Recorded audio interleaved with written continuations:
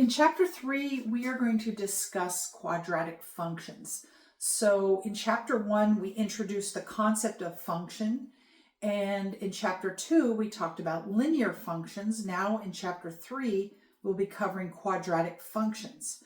So a quadratic function has the form f of x equals ax squared plus bx plus c. And it's important that a is not equal to 0. That's this leading constant or leading coefficient. And if it were 0, then this term would not exist, and we would have a linear function with slope b and y-intercept value c. So the fact that a is not equal to 0 makes this a quadratic function, and the graph of a quadratic function is always a parabola, and it either opens up or it opens down.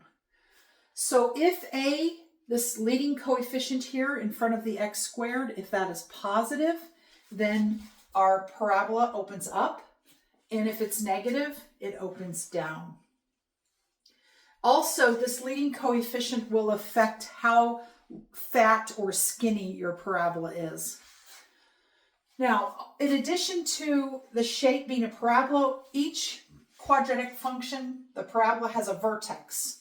This point, if a is greater than 0 and your parabola opens up, this point is the lowest point of your graph of the function.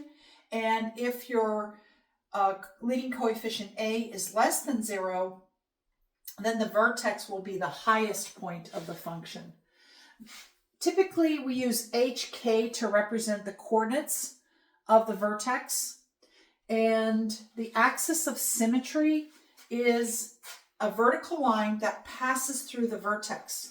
Remember that all vertical lines have the form x equal a constant.